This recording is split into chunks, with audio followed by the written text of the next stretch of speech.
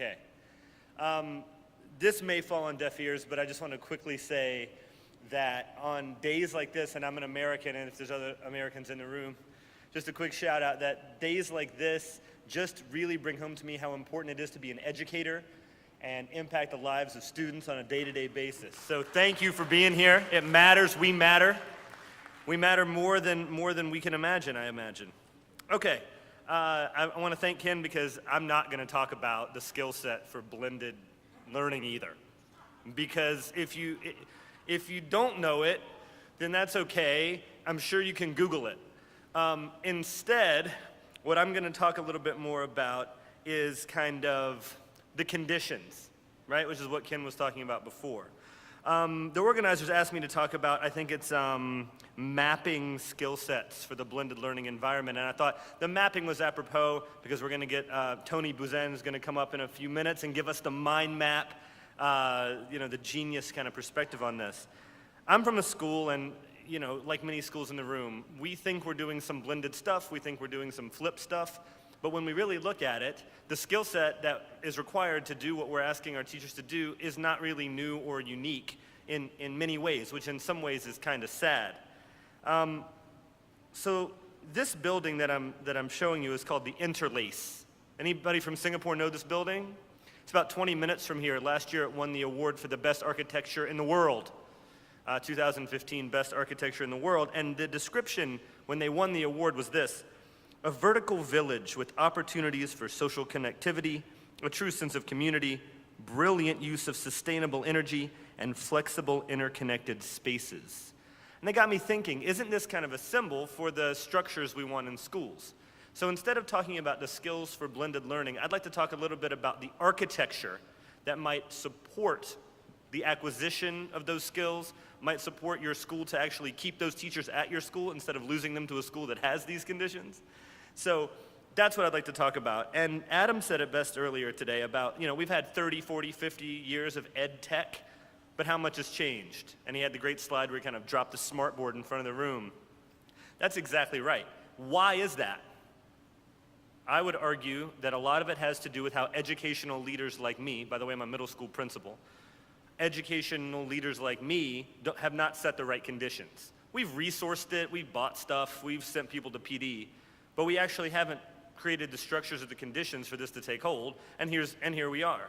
So we can all take these great ideas back to our schools, and it can fall on deaf ears, it cannot gain support, the conditions aren't there for you to try it and fail or succeed, and then what? Then we're right back here next year talking about the same thing. Whether you know it or not, if you're in ed leadership or you have any decision making in your school at all outside of just the classroom reality, then you are an architect. Because this is what architects do, right? They plan structures, they design structures. We're all architects, especially in ed leadership. And a lot of times we see these structures, things like the schedule or the physical environment, we see them as constraints. We look at these structures and we think, well, they don't work the way we want them to, and they keep us from doing things. I mean, how many times in my 3 years in my role have I heard, well, we can't do that because of the timetable. Oh, yeah, we can't do that, we don't have a classroom available. These are constraints. And there's a lot of friction in organizations around this because we're trying to fit the learning we want to see into structures that have already been built. And we wonder why we get frustrated, and we wonder why it doesn't work. So what if we looked at the structures in our schools? I'm talking about the physical plant, I'm talking about the time, I'm talking about every system in your school. What if you saw it as a leverage point? If you're thinking about a system and you're looking to make an impact, where would you put your energy? And I'm lucky enough to work at a little school where we're trying to do that. We're trying to put our focus on leverage points. Anybody familiar with Compass Education? We're working with Mike Johnson, UWC alum through NIST. He is now head of Caleo Maya in Peru. He runs a company called Compass, and they do this great activity, maybe you've done it before, where you take all the nodes in a system, and you sit and you stand in a circle, and you say, I'm the schedule, I'm the timetable, I'm the physical plant, and you wrap a piece of string around each node as you kind of toss this ball of string around to figure out where are the leverage points in your system. Well, I guarantee you, the finger with the most string wrap is your schedule and your physical plant. And if you pull it just a little, every other finger in the group gets pulled. It's a leverage point. It's a structure. So I got to move on. They cut me down to 15 minutes. When talking about agility, this is agility. So this was created by some of our students. And when we're thinking about agility in our organizations, which is kind of what I had on the first slide, the architecture of agility, what is agility, right? Agility is freedom. Agility is quick thinking, being nimble. How agile is your school? That's a fundamental question. How agile are your systems? We ask ourselves that all the time. They're not very agile. We'd like them to be more. I had a slide that had a lot of words about, what is agility, but this says it all. It's freedom, isn't it? It's freedom of movement and ideas. In organizations, agility is everything. And we have a lot of corporate world people, which is a little different than me. I'm used to presenting in front of 12-year-olds. It's a little different. But in the corporate world, they might have seen, let's see if I can find it in my slides, because I just skipped one. Let's see if I can find it. Yes. Is anybody familiar with this? The Agile Manifesto? No? It was developed by 16 software engineers in a ski lodge in 2001. And they couldn't figure out why they had all these great ideas and the software industry had been in existence for 50 years and they couldn't figure out why it wasn't working. And they created something called the Agile Manifesto. And it's beautiful, it's simple, it's fantastic. And it created better products. I mean, you could argue that it's responsible for some of the technological environment that we live in today. It created better products. It made companies like HP and Apple, and it made companies a lot of money. And it made our lives arguably better. But in schools, our profit is learning. So doesn't it make sense that we would try to apply the principles of agility to education, especially the bottom one? How good are we as schools and as education systems at responding to change? Not so good. Are we proactive or are we reactive? My opinion would be reactive. We're trying to be more proactive. So trying to adopt this idea of agility in your organization helps create the skill set, create the environment that you need, one would argue. Why does this matter? The need for routine tasks, the need for the ability to recall information and do the same task again and again and again is at an all-time low in human history. In human history, okay? The need for non-routine cognitive tasks is as high as it has ever been in history.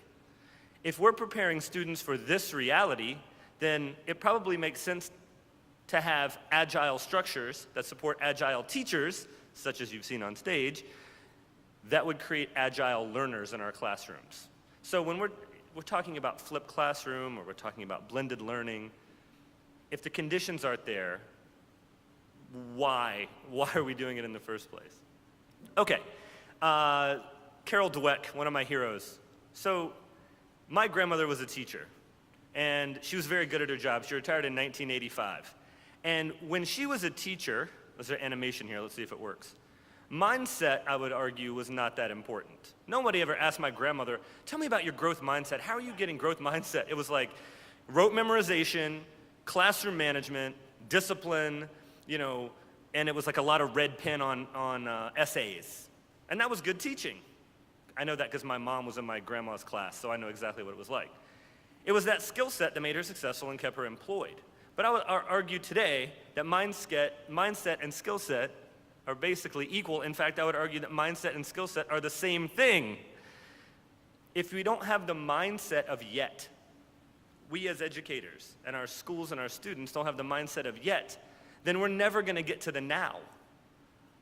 Because the now is always changing. I mean, we live in this overly cliched educational world where, we talk about the jobs our students haven't been invented yet, and it might be true. But certainly the skill set that my grandmother was using in 1985 is not going to work today. In fact, if you put her in a grade 7 design class, she would quit in about 10 minutes because it's not the same thing. Too much ambiguity, too much free thinking, too much collaboration. She wouldn't know how to handle that. Today, you need the mindset of yet to get to the skill set of now, right? Because the skill set is always changing. What's important for us today, in a year, 2 years, the skill set we look for? I mean, I've only been in my job for 3 years as a middle school principal, but I'll tell you that the questions I ask, and I'll ask at an interview this hiring season, are nothing like the ones I asked 2 years ago, okay? So that's my point, I guess. My point is that in our schools, without the idea of the conditions for agility, we're sunk. If we want agile learners, we need agile educators. And if we want agile educators, we need the structures that support them. So, what about agile educators? Think about the people in your organization that you would consider agile, quick, nimble, quick thinking. These are the first adopters, the prototypers, the people that are out there. They're not afraid to fail. They're doing it. What characteristics would you use to describe them? If you were writing a letter of recommendation for them for their next job, what would you write? If they made a resume, what would be on there? I just made these up, so I don't know if these are true or not. But for me, this would describe teachers in my school that do this. Right? Are these skills, or is this a mindset? They're the same thing. So you guys worked with Ewan, right? So if you ever worked with Ewan McIntosh from Notosh, how might we is a great prompt he uses a lot. So the question is this, for ed leaders in the room, you're a head of school, you're a principal, you're a tech director, you're in the corporate world, how might we design optimal structures in our organization? I wish I had an answer for you. It's not an easy one, but I'll give you 3 things, and I've got 3 minutes and 27 seconds left, and I promise to finish on time. 3 things.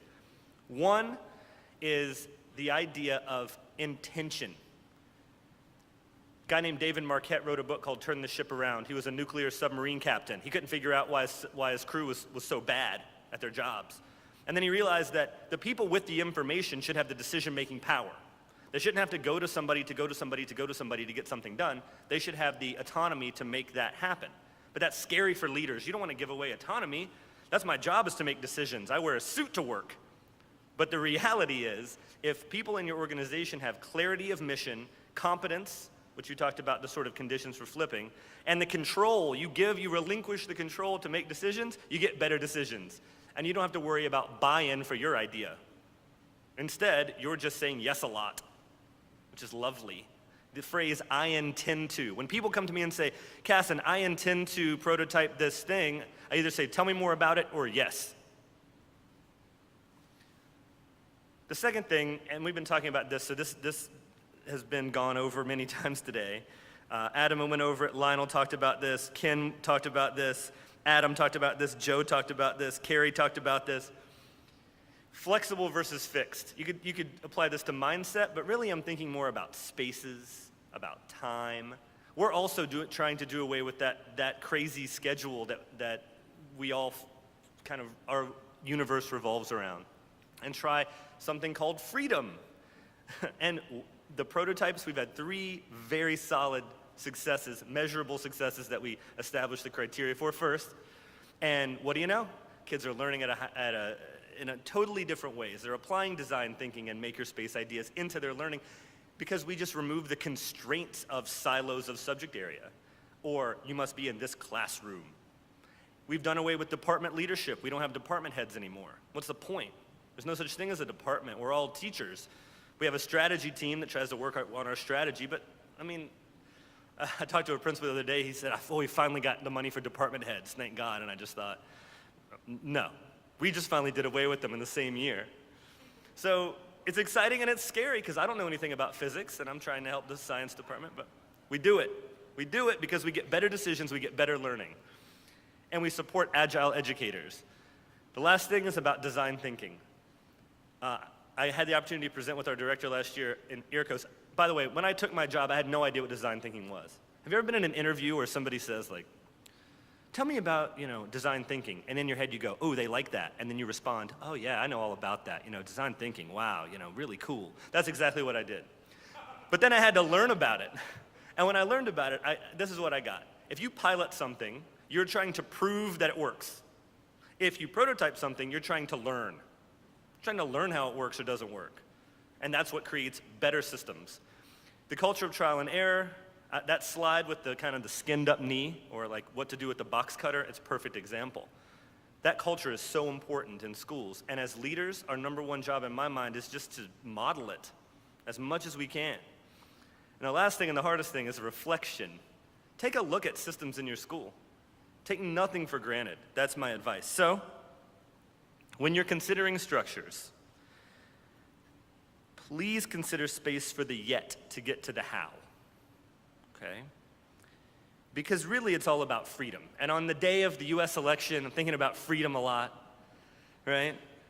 Maybe we should ask ourselves, how much freedom are we giving our agile teachers and our students to grow and learn in this way?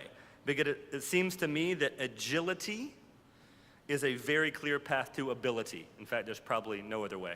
My time's up. Thank you very much. Happy to chat later. Bye.